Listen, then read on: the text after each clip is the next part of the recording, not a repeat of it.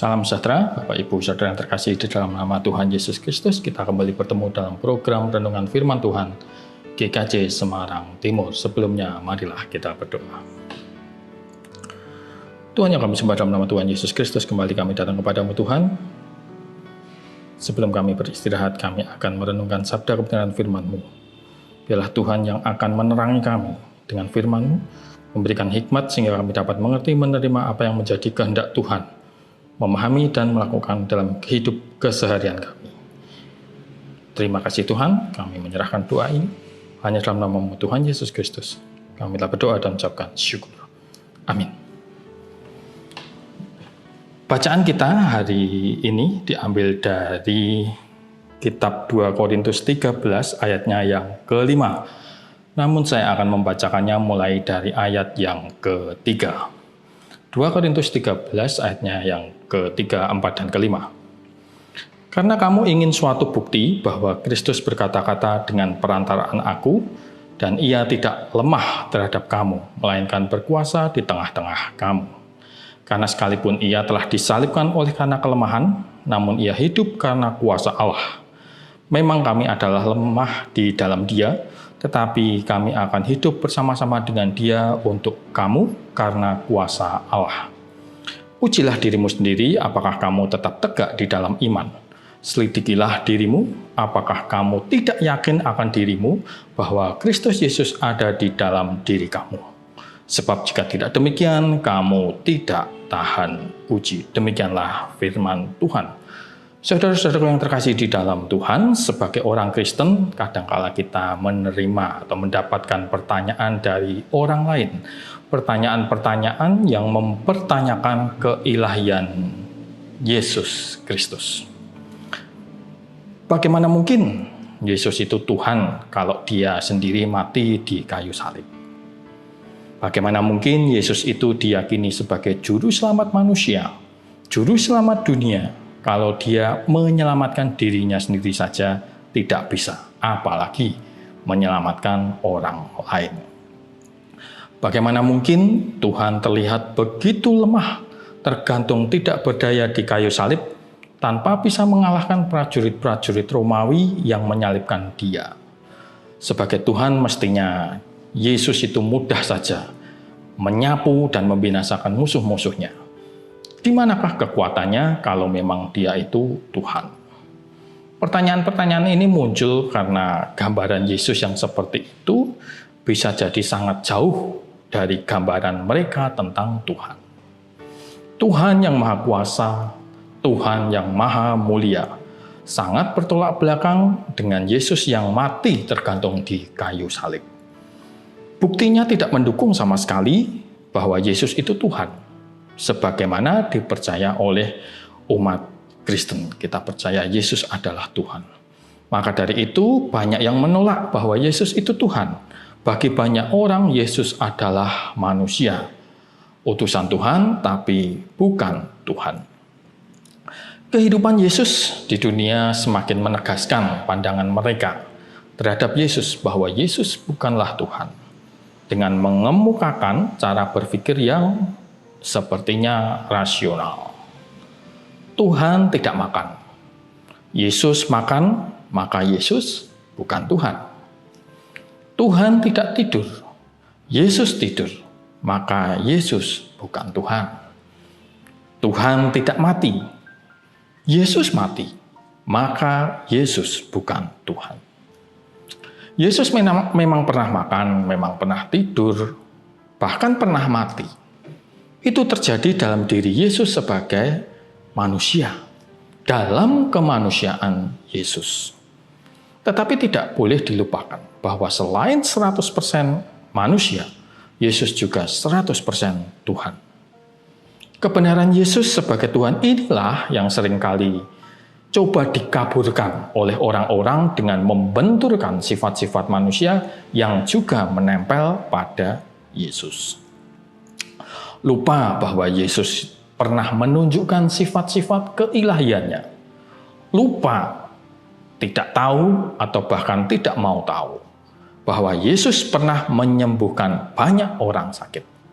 Bahwa Yesus pernah mengusir setan. bahwa Yesus pernah meredakan angin ribut. Manusia mana yang bisa menundukkan alam? Bahwa Yesus pernah membangkitkan orang mati. Tak hanya membangkitkan orang mati, bahkan dirinya sendiri pun bangkit dari kematian. Bahwa Yesus pernah mengatakan, dosamu telah diampuni, jangan berbuat dosa lagi. Siapa di bawah kolong langit ini yang memiliki kuasa menyatakan dosa seseorang diampuni selain Tuhan sendiri?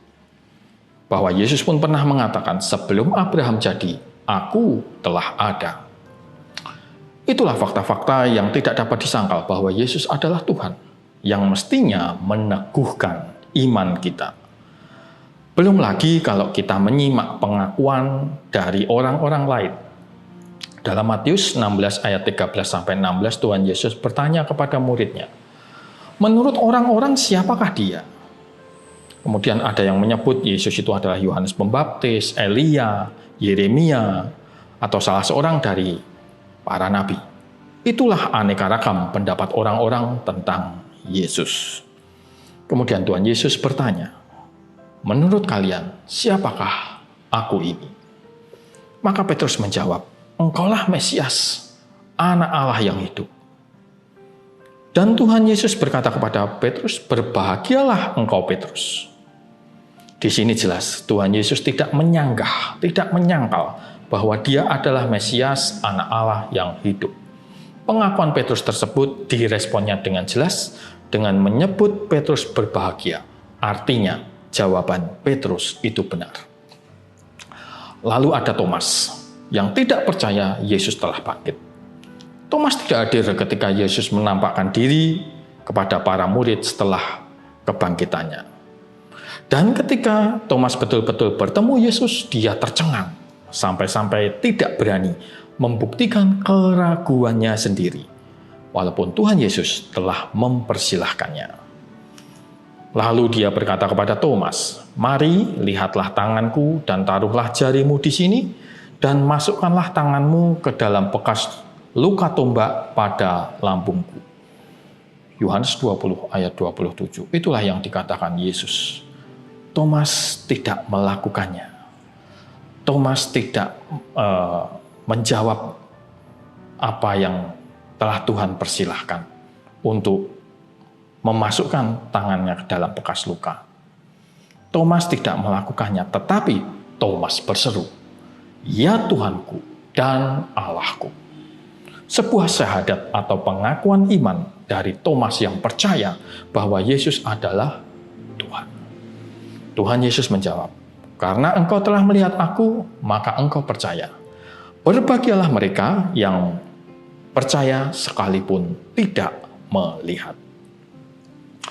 Selain itu, ada pula pengakuan yang bukan berasal dari manusia, tapi dari setan.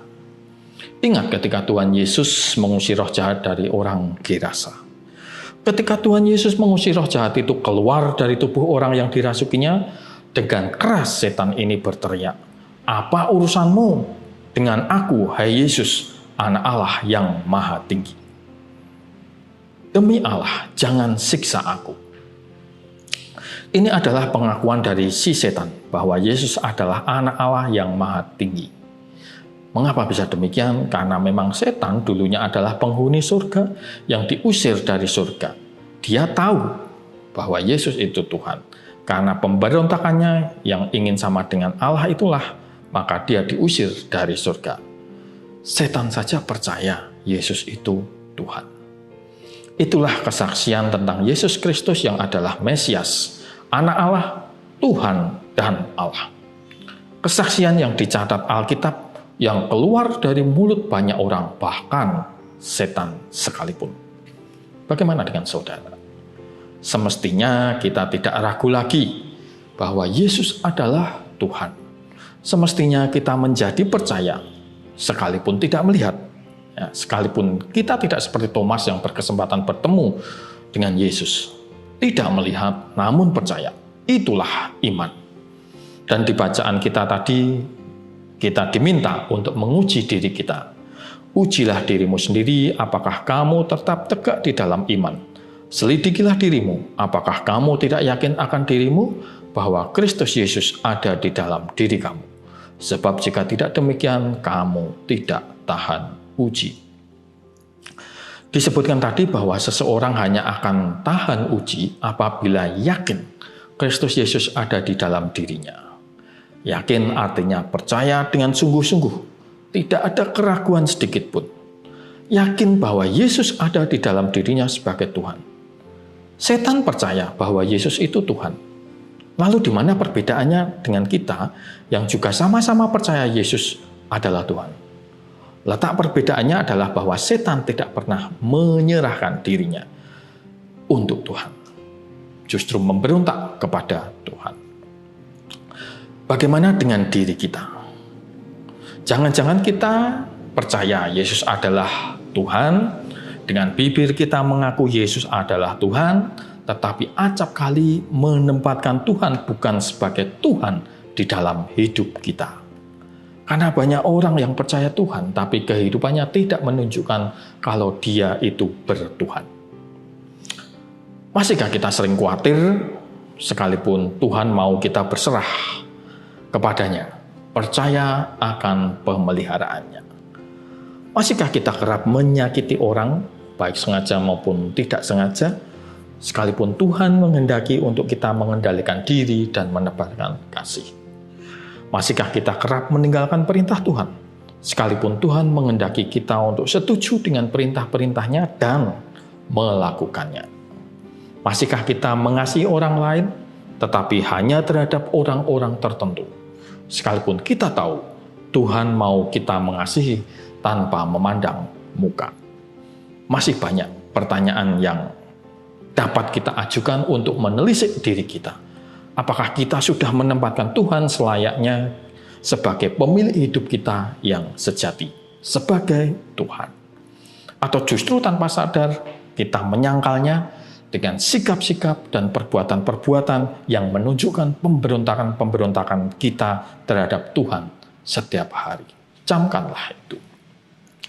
Ingatlah selalu, kalau tergantungnya Kristus di kayu salib, bukanlah menunjukkan kelemahannya, tetapi justru menunjukkan kekuatan, ketaatan Kristus. Ketaatan pada kehendak Bapa. Tergantungnya Kristus di kayu salib bukan menunjukkan kelemahannya, tetapi justru menunjukkan kekuatan kasih Kristus. Kasih yang sedemikian besar terhadap kita, umat tebusannya. Baiklah kita menghormati Tuhan, sebagaimana mestinya menghormati Tuhan. Menghargai kasih Tuhan dengan jalan taat kepada Kristus. Jadikanlah Tuhan sebagai Tuhan yang berkuasa, yang bertahta, dan yang memerintah di dalam hidupmu. Bukan ambisimu yang kau tuhankan, bukan egomu, bukan pula keinginan-keinginan.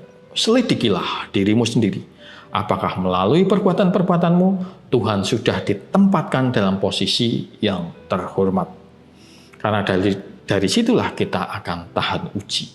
Bila kita tunduk pada Kristus, setuju dengan kehendak Tuhan dan melakukannya. Amin. Mari kita berdoa. Tuhan, sungguh kami bersyukur atas firman-Mu. Kami boleh diberikan penyegaran, diberikan pencerahan, bahkan diberikan teguran di dalam kami menjalani hidup kami. Apakah sudah seturut dengan kehendak Tuhan? Apakah kami betul-betul meyakini Tuhan? Apakah dengan meyakini Tuhan, percaya kepada Tuhan, kami pun juga sudah menempatkan Tuhan sebagaimana mestinya? Melalui perbuatan-perbuatan kami seringkali menolak Tuhan. Kami seringkali mengabaikan Tuhan. Ajar kami Tuhan, tegur kami, agar kami bisa melanjutkan kehidupan kami seturut dengan kehendak-Mu, agar hidup kami boleh menjadi berkat bagi orang lain, hidup yang penuh ketertundukan kepada Tuhan, dan hidup yang memuliakan nama Tuhan. Terima kasih Tuhan, kami akhiri doa ini hanya dalam nama-Mu, Tuhan Yesus Kristus. Kami telah berdoa dan ucapkan syukur. Amin. Demikian Bapak Ibu, renungan kita pada hari ini. Kita bertemu dalam renungan firman Tuhan yang berikutnya. Salam sehat Tuhan Yesus memberkati kita semua.